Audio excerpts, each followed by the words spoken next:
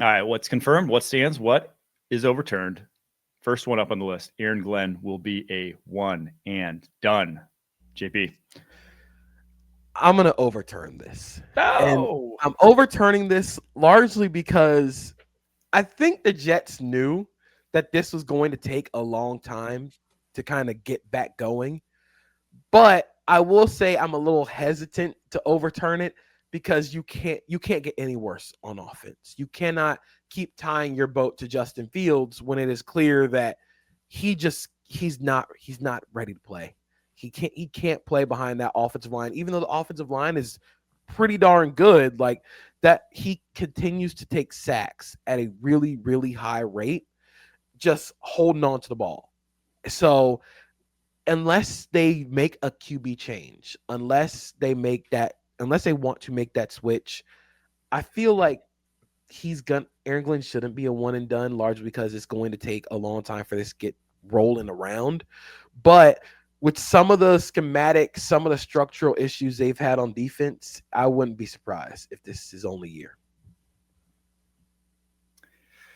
I'll say it stands. I'm not going to confirm it. Obviously, it's a long season, but here's the thing. At this rate, they're going to have a number one overall pick. And it'll probably be a fairly attractive job because the roster is not good, obviously, but it's not Titans bad. It's not Panthers bad from a couple years ago when they had to rebuild around Bryce. It's like you're going to be rolling in with the number one overall. If you're rolling in with the number one overall pick and that roster with like what they currently have and like some of the young guys they have coming up, like a tackle duo, both on the rookie deals, there's building blocks in place. You'll be able to get an attractive head coaching candidate. I just think you will. And it's not that Aaron Glenn isn't, and it's not that he can't turn around. It's just that I would want to just instead of doing what we just did with Cam Ward and Brian Callahan and the potential of that, if it goes really south this year and you get the number one overall pick, fresh start, build from the bottom with the quarterback. I'm guessing they take a quarterback at one. Fresh start there and just see what you can do. So that's what I'm going to say stands. Before the half pause where they ran out of time. So I'll preface it with this. Every coach that gets fired, there's a moment like that we remember about them. And I think that moment might have been too much for this group, and you can't recover from some things. That's what I'll say. And I'll say stands. I won't say confirmed, but stands. All right, next one here. Panthers will finish above 500. Can we go to commercial on this one? Yeah. Can I go to commercial on this one? Mark. Can we get the Fox music or the CBS music? I can read out their schedule. So they're 3-3 right now. I'll read out their schedule. Jets, Bills, Packers, Saints, Falcons, 49ers, Rams, Saints, Bucks, Seahawks, Bucks. So I think Jets, Saints, overturned, Saints are three that they'll for sure be favored in. I'm not sure there's another game on their schedule that I would bet they'll be favored in the rest of the way, but 3 more wins gets you to 6. So you got to sneak 3 more out of there, out of Bills, Packers, Falcons, 49ers, Rams, Bucks. Seahawks. They never had possession. They never made a football move. Bucks they only had 1 foot inbounds. They wore Bucks the wrong color cleats. Yep. The Bucks game, they get another Bucks game. That's the end of the season. And if the Bucks are going to be the number 1 seed or the Bucks are going to have home field advantage, like they're probably going to rest guys. So, I mean, I still want to go to commercial on this one because you're going to get wins from the Jets and 2 Saints games. But even the Saints game might be pretty tough because the Saints aren't going to roll over. But you're going to get a 49ers team that's going to be healthy at that point in the season. Can we guarantee that? That's true. We might not get a healthy 49ers team. We might get, at that point, you're going to get a healthy George Kittle and a healthy Brock Purdy and hopefully a healthy Ricky Pearsall and Jawan Jennings not playing with 7 broken bones. But you got to try and sneak one from the Bills, from the Packers. I mean, maybe. I don't know. Like it's not like it's out of the realm of possibility. Make the call, JP. You're looking into the thing. The clock's ticking. The fans are booing. All right. Here's what I'm gonna say. I am going to overturn this Oh, just for now, because I do want to see if this run game is sustainable against the run defense with a pulse. Like the Cowboys have been better defending the run, but the Dolphins are awful. The Cowboys also awful on defense. I want to see them play and run the ball effectively against a team that actually like has some saltiness in the run game. So if they can do that against teams that are a little bit higher quality, if Bryce Young can continue to play the way he is, I can see it happening. But I'm going to hold off for now. I'm going to say stands.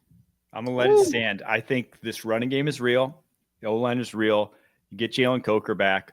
I still worry about the defense, but they've been able to cobble it together enough that, again, I think they pull off one. They get the week 18, so that gets them to 7 wins. They pull off one, whether it's like a Seahawks team who may not have much to play for in week 17, whether it's a 49ers team who could be even more banged up by then. You know, we're saying they can get guys back, but they also could lose more guys at this rate with how things have gone. And then they put a hurt to the Falcons already. Who's to say they don't do it again? Yeah, give me stands. Give me stands on the Panthers. Don't let the Saints get hot. And plus, second half Bryce. Second half Bryce is just a different. You're right. You're right. That's true. You're right. All right, next one here. Baker Mayfield is the front runner for MVP. Confirmed. I'm confirming this one. When we talk about most valuable player, I know we do the take X player off the team and see what they are without him. I'm not doing that for Baker Mayfield. But what I am doing is go look at how many guys on the offense are not playing. Like they've played this season without, at some point, Tristan Wirfs. They've played without Chris Godwin. They played without Mike Evans. They played without Bucky Irving. They played without Emeka Egbuka. They've played without Luke Gedeke. They've played without Cody Mock. At some point, you're missing 3 starters on the offensive line, your top 2 receivers, your best running back, and they are still like, I think they're 5-1. Yep. They're 5-1. Our best record in the NFL. Tied with the Colts. Beating quality teams like the Seahawks. And it always comes down to the wire for them. It always comes down to Baker Mayfield needing to make a play. And that's what an MVP is. An MVP is when you can count on a player the most to go and get you a bucket. Baker Mayfield's getting you a bucket. Like I said, I've already seen the Baker Mayfield Jack Sparrow edits. I said that Baker Mayfield is the one quarterback that resembles and embodies the mascot of his team more than anybody else in the NFL. Just sort of the recklessness, the controlled recklessness. But his scrambles have done such a huge thing for his offense. And yeah, I'd say he's the front runner right now, especially given where the Bucs are as arguably the best team in the NFL. He is a guy that rises all ships. I mean, he's unbelievable and somebody that just can inspire, in the way that I've talked about Mahomes and being in the locker room with Patrick. It's like we've always got a chance with this guy on our sideline. I mean, it's the same thing with Baker, dude, with the way that they win football games, the way he gets out of tough situations. He's special. It's hard to argue, but if I was to argue, I would be like, Jonathan Taylor is pretty unreal as well. And I know this is like a quarterback award, but if quarterbacks weren't allowed, I would be like standing on the table for Jonathan Taylor and his ability to make that offense so dangerous, not only with running the football, but opening up the passing game for guys like Tyler Warren. Mike, you know how I feel about Tyler Warren, but yeah, Jonathan Taylor's my rebuttal. I'm going to confirm this. Everything JP said, I'm in complete agreement with. All right, next one. In a 2024 redraft, Drake May would go first overall. Oh, man. Kyle, I'll start with you. Go to commercial. Never come back. Give me the telestrator. I'm going to write, I quit. Oh, man. As much as I want to say it stands, I also kind of want to go to commercial here because Jaden Daniels also is awesome. And I think it's more just about like what you want in your quarterback, what you pick your flavor of quarterback. Whereas Jaden Daniels is going to be a bit more pinpoint with his running, with the explosiveness. Drake May offers so much when it comes to 40-yard handoffs. Just the deep ball accuracy, the pocket maneuvering. They do the same things well, but they do it differently. And I think that's really cool to see how they've both grown and how Drake May has grown in just the command and control of the offense. We say a lot the game is slowed down for a guy. The game is slowed down for Drake May, and he's just the movement in the pocket, the way that he's able to extend plays. That stuff is going to translate. But I also just think Jayden Daniels is awesome, phenomenal player, and I don't know. Like I really want to say May because it would be confirming my priors. I had him as QB1 in that draft, but I don't know. Jayden Daniels is still awesome. I'm just going to go question. Kyle, we can go to commercial break for you, but I will say I can't hear anything. I'll say stands, and I'll say this. If you polled all 32, I think, decision makers, whoever makes the final decision for the drafting teams, you would get a split. It would be one of these two, obviously, but you would get a big split. I think you would probably have more go Drake May, though, just because of the old cliche of like offense coordinators want to control everything. He is a guy that plays more, just like what you do is more traditional drop back passing. With Jayden Daniels, you do have to change the offense to revolve around his legs if you want to maximize, if you want to get to the high highs that he brings to the table. And we've already seen that and lead to some injuries. He already got hurt. This season has missed a couple of games. Obviously, not to say that that's like he's going to be off injured, but like Lamar's been off injured. The guys who really run a lot and they're built skinny like that, they're going to miss a few games here and there. That's not going to, be a massive deal. It's not going to sway me to not pick him at all, but it's like, I think that would break a tie for a lot of teams. But also it's one of those things where if you're asking OCs, I think they'd rather have May. If you're asking DCs, they would rather go against May. They don't want to a DC would rather doesn't want to prepare for the guy who has all that Jayden Daniels does from a dual threat perspective. Not that Drake May is not an athlete. He is. He hit over like 20 miles per hour less this past week on a scramble, but it's so dynamic and so much that defense coordinators probably fear Daniels more. But I think decision makers would probably take May prior. It's just, it's close. I want to revisit this conversation I want to revisit this conversation in 5 years. Honestly, 5 years is like the real responsible way to revisit this question. I do think a fun argument to make is Kyle wants to revisit this after Caleb Williams' best game of his career. That's exactly when he wants to revisit. Well, what I saw last night was Caleb Williams. I know wins is a quarterback stat, and last night we saw the Bears win. He tried to throw a pick in the red zone. Interesting. He just tried to do what Daniels did, and the DB just dropped. It was interesting. He did win that. I do think a very fun conversation around this is does Jared Verse or Joe Alt steal votes here? Ooh. In terms of a number one pick? I know like it's a quarterback thing, but with Joe Alt being all pro caliber at both left and right tackle, and Jared Verse being one of the most impactful defenders in the NFL, I wonder if you were to poll decision makers in the NFL right now, how many guys could steal votes from the quarterbacks? Yeah, I guess so. Like, if you're Brandon Beane, and it's like, why would I need Drake May or Jayden Daniels? I have Josh Allen. I would probably love to have Jared Verse on that defense, So yeah, I could see that, but like, even still, but there's also like, hey, if I draft Drake May, I can trade him for 4 first-round picks right now, and that would probably be better than one Jared Verse. I don't know. But those two. I'm trying to think of who else. There would be a sick freak who Malik Neighbors. I would bang Roma Dunze, but Brock Bowers. Got to see him. You got to see Brock Bowers out of the Don Joy before you can convince me otherwise. I don't know if it'd be first overall pick, but Quinyon Mitchell, also a very valid argument.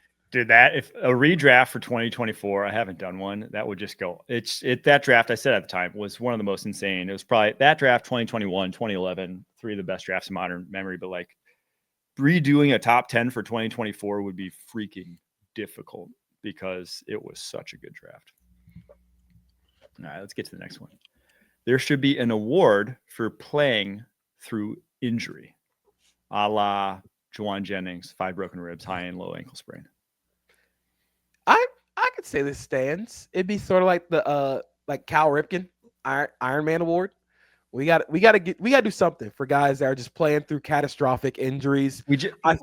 Everyone gets a full body scan at the end of the season, and whoever has like the most metal, like whoever's like body doctors evaluate it, and like it's just a doctor gives it out. They're like, this guy should not have actually been on the field. He gets the award.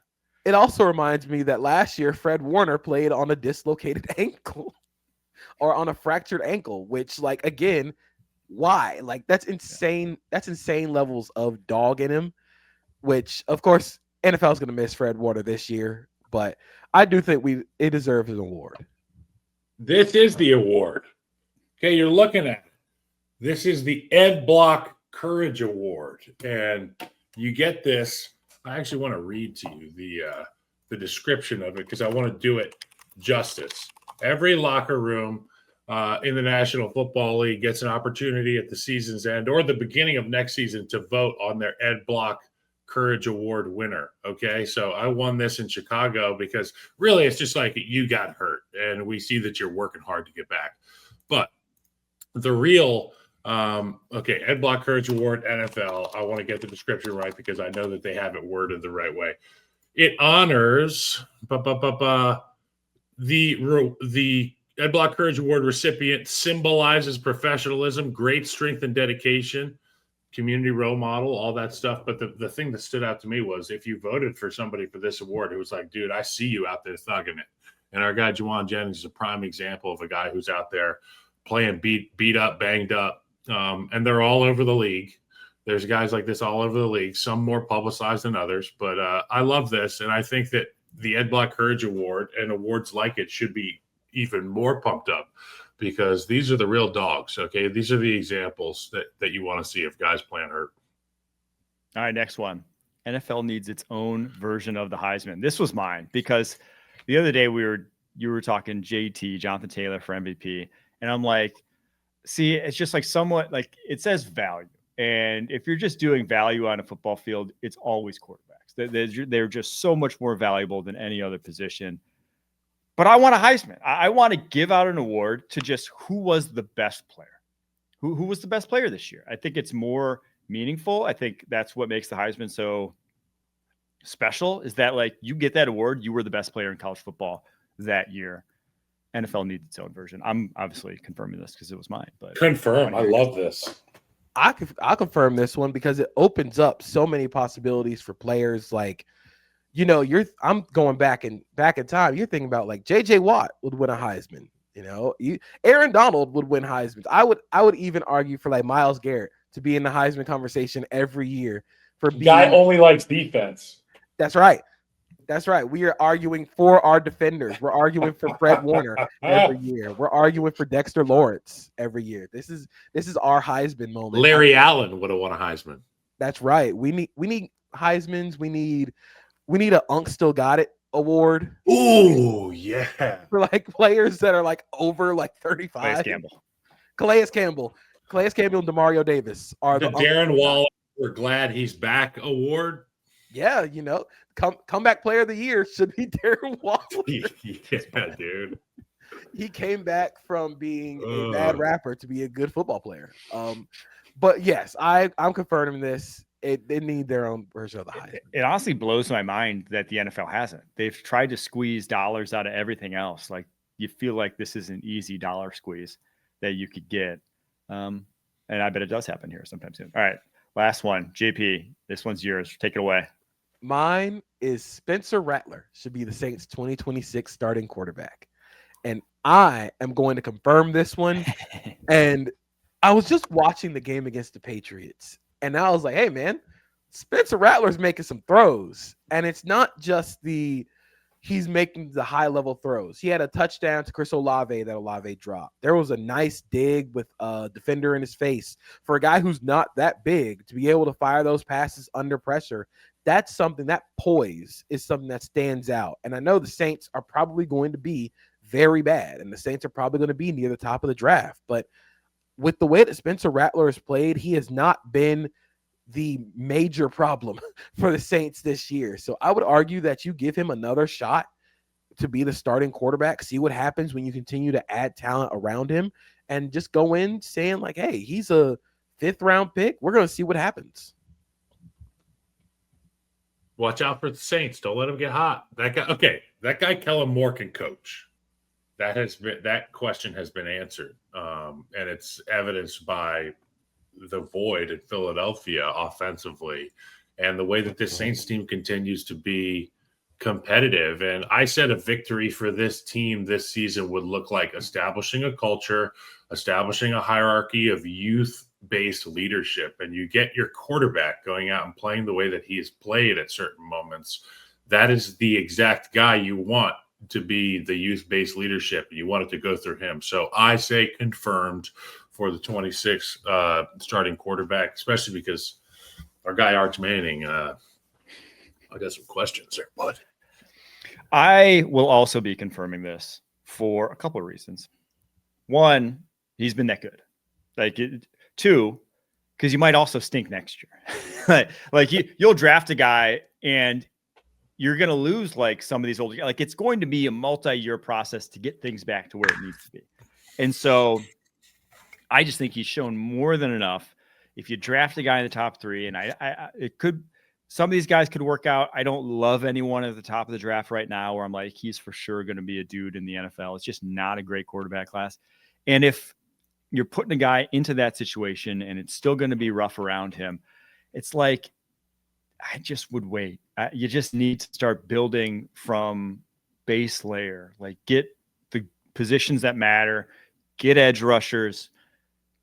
They've already tried as much as they can on offensive line. Don't draft any more offensive linemen, but like get a wide receiver. Like you got to figure out the base layer first before you put that king at the top to lead it. And I think Rattler's done enough where it's like he still could be. Like he's not without tools. He is a twitchy mover in the pocket. He's not a great athlete, but like he's nimble enough to evade pressure. He has a very good NFL arm. He showed enough. I'm giving him next year. Giving him next year at minimum. We can talk after that if we're really still not sold on him being a franchise quarterback, but I just don't think this is the year too. And I do think 2027 will be. I thought this year had a potential too, but I will go to war saying the 2027 quarterback class right now, or just the 2027 class in general, is going to be nasty. You're going to want someone in the 2027 draft.